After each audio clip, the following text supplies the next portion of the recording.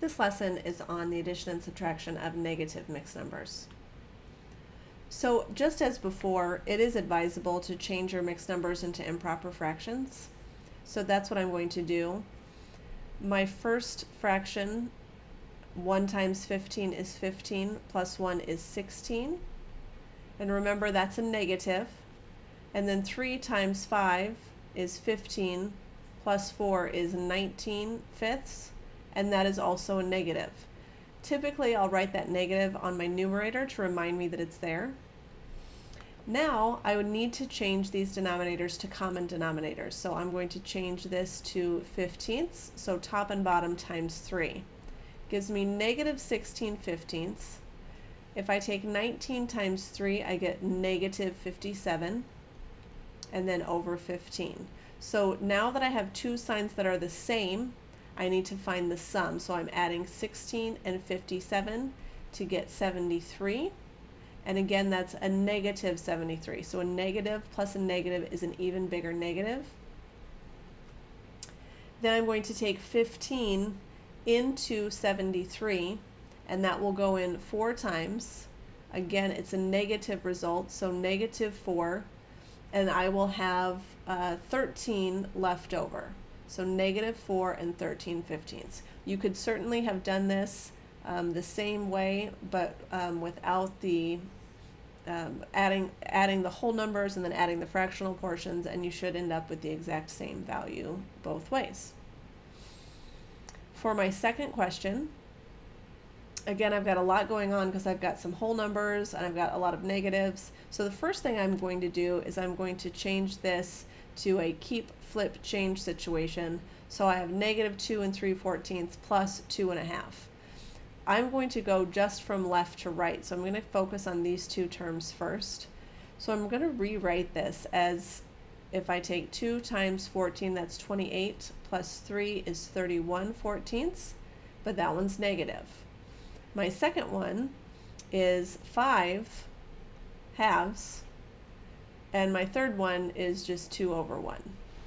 Now, I can choose to just turn them all into a common denominator on one step, or go step by step.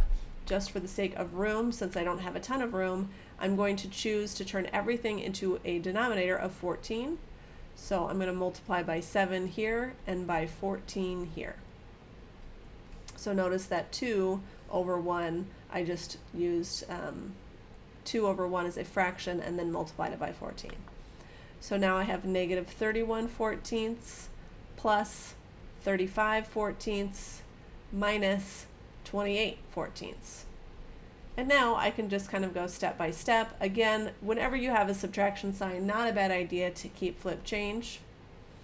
I'm going to combine these two first, so negative 31 plus 35 combines. These are different signs, so I find the difference. The difference between them is 4, so 4/14. And then I've got negative 28/14 that I'm combining with a 4. So this is positive 4 and negative 28. Their difference then would be negative 24/14. And I'm going to simplify that. So 14 goes into 24 one time. Notice I'm keeping my answer negative. And I'm left with 10/14. I don't want to leave 10/14, so I'm going to divide by 2 on top and on bottom, which will give me 5/7. So negative 1 and 5/7. Here are two for you to try on your own, so do them both and press play to see how you did. For the first, again, I'm looking for that common denominator. You can choose how you want to handle, if you want to do whole numbers with whole numbers and fractions with fractions. Let's go ahead and do that on this question. So in this one, I would have a negative 8 plus a negative 2. And remember that these fractional portions are negative 2, so just keep in mind that these are negative values, negative 3/4 and negative 1/5 that we're combining together. Those give me a negative 10. Over here, I've got some work to do on my fractions, so I'm going to take this times 5 and this times 5. I'm going to take this times 4 and this times 4. And that will combine together. Negative 15 plus negative 4 would be negative 19/20. And so my answer would be negative 10 and 19/20. So I'm just combining negatives with negatives. For my second question, I'm going to handle it the same way, except this one's a little bit different. So I've got a negative, and then I'm going to keep flip change. So these are actually opposite signs. So here I had two values that were both negatives that I was combining together. So here I'm actually finding the difference between the two. So not a bad idea at the beginning to determine that my answer should be positive. A negative plus a larger positive means my answer is positive. This one might be easier just to go ahead and do the work and put them into improper fractions. If I take negative 8 times 12 and add 11, I get negative 107 divided by 12 and 121 over 8. This is positive, this is negative. These are not the same denominator, so I'm going to have to turn them into a common denominator of 24. So 12 times 2 is 24, 8 times 3 is 24. So now I have negative 214 over 24, and I have positive 363 over 24. And I'm going to subtract those two, so 363 minus 214